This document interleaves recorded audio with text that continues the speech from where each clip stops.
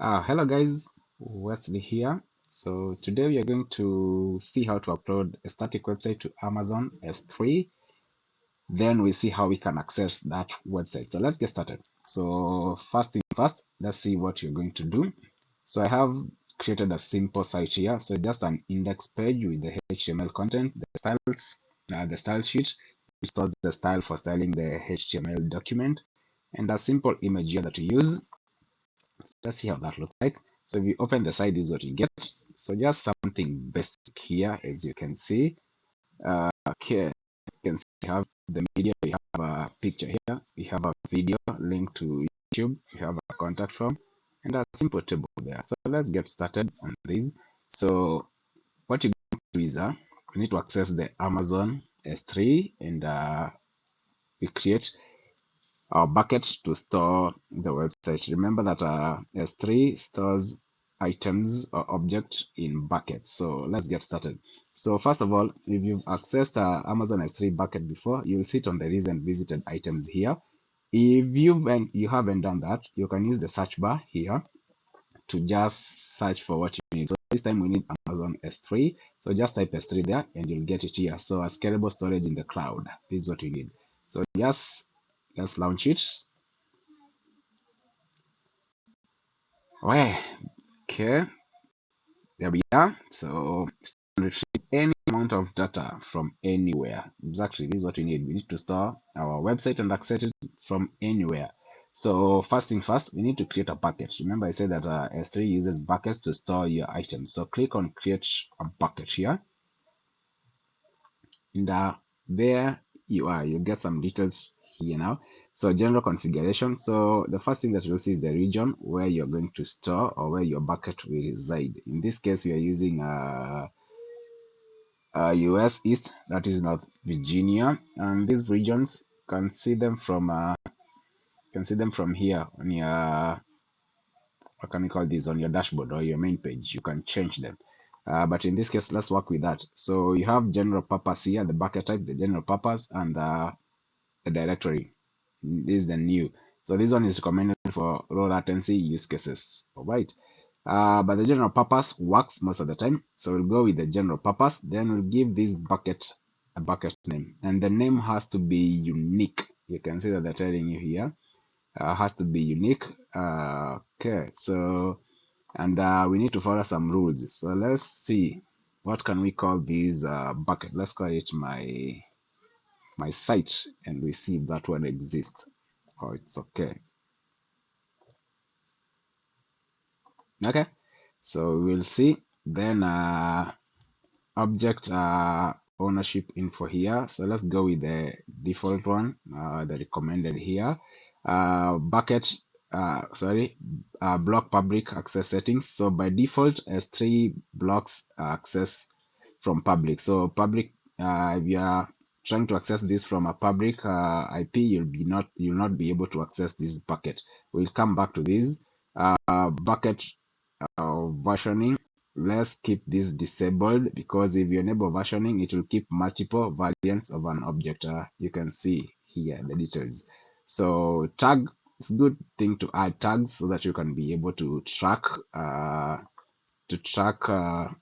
your items within your Amazon account. So let's do this name and the value here. Let's call it S3 site. Okay. So encryption type, you have, let's work with the default that is there. The bucket key, enable that. Perfect. So I think all the other factors can remain constant. And with that, let's click on create bucket here. And you can see it's telling me that this name is already existing. So someone is using this. So let's call this my site KE. Okay, let's try that and see if this one works now. So create a bucket. Amazing. So that has worked. So our bucket is there. So we've created our bucket. So if you click on the name here, you'll be able to see the details. So right now, objects, there's no object within your bucket, but you're going to add our object, which is our website files. Then if you come to properties here, get more details, you can see the bucket overview. It is in West Virginia, US East 1. The resource name is here. Now I want you to note this resource name because you are going to use it somewhere when you are allocating policies to allow us access our website. Then the date of creation and so on. So you can see the versioning and so on. You can see our tags are here. Okay. Anything. So for now, let's go back to objects here and let's upload. Let's upload our website files here. Okay, there. So click on add files, or you can simply drag and drop them here, whichever works for you. Let me see. I think that one makes it easier. Just highlight these three. That is the index, the image that you want, and the style, and drag and drop. You can see we are here. Scroll down here. The destination is going to S3, then it's going to the bucket called my site KE. That looks okay. Click upload. Okay, you can see the progress up here. Voila, we are done. So our bucket items uploaded successfully. Close that. Close that. Good. Okay, go to properties. Now let's see. Okay, so if we scroll down under properties here, I want to show you there is this section that says static website hosting. Static website hosting. Right now, disabled. But now we are hosting a static website and we need to access that website. So we need to enable these property so that you'll be able to access the website that we've just uploaded. So click on edit here, then click on enable there. So the hosting type, you can see you want to host a static website, or you can redirect request for an object. Okay, let's go with a hosting website because that's what we want to do. And the specify the home or default page that you need to access. So remember, in our case, the page that is default, or the page that we have that we need to access when we click on a link, is the index page. So that's what they simply want you to put here. So if yours is whatever you've named it, right now mine is index, so I'll do index.html. This means this is the page that will be loaded when I click on the link that will be provided after we do this. So I'm done with that. So click on save changes, and that is done. Good. So okay, so if we scroll now down here, you can see that our static website now it's enabled, and the hosting, what you're doing is a bucket hosting, and we are hosting a static website. Now this is the link that is supposed to access our website, but tap on it and we see what happens.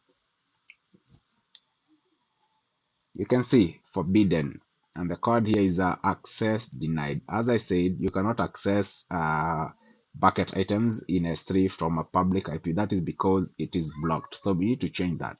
So the first thing we need to do is go back to our bucket details here.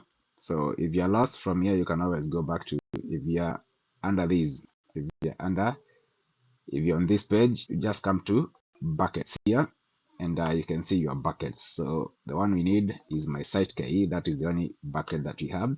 So what I want to do is we go to permissions. We are done with properties. That's why we've enabled our static website hosting. So we go to permissions here, and under permission right now you can see block all public access. It's blocked. So we need to edit and enable these so that you'll be able to access our site.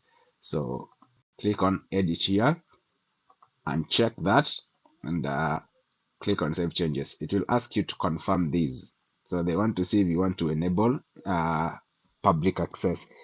So they want to be sure. So what you need to do is just type the word confirm there, and click on confirm. Perfect. Now that is done. So we are done with that, but now we will not be able to display items. Let me show you.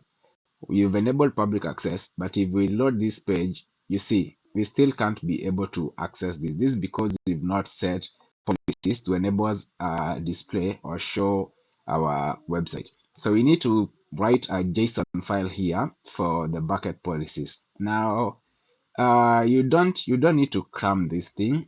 AWS has done a good work for you. So just come to a new tab here and search for S3 bucket policy for static website. Just that. And you'll get a good explanation of what you need. So just open. You can see permissions for website access here. So this is exactly what we need. We just need to scroll down. They're telling you this is what we've just done. We've enabled the public access. So the other thing that you need to do is add the bucket policy here. So the policy is just to make objects in your bucket readable so that they can be accessed from the public. So this is what we need. This is the code that we need. Now just copy this code, come to your bucket policy here and paste that information there. But before we paste that information there, I told you there is something you need. There is something you need. So let's go back to properties here. We need this. We need this. So whichever works. Let's copy this first of all. Go back to permissions. Okay. So that one is okay. Under policy here, let's want us to paste that ARN here because we are going to use it.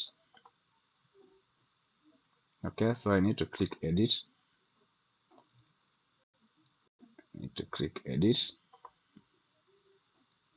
Okay, so I think it's even here, so I don't need to. So just copy this, come back, paste it under this table here. Then you can see this ARN here is what is supposed to go to this section here. So you can see ARN, AWS, S3, then those are three full columns, then the bucket name. Now this bucket name is this. So we need to copy this from here and just replace this bucket name with that. As simple as that. So we've edited the bucket policy to allow us to be able to view our website. Now, just to explain a few things, this one here, this is just uh, the version of the policy language that AWS is using at the moment. You can see that is the version number. Okay, then the statement part here. So just used to list the individual statements, these ones that you are seeing within the policy here.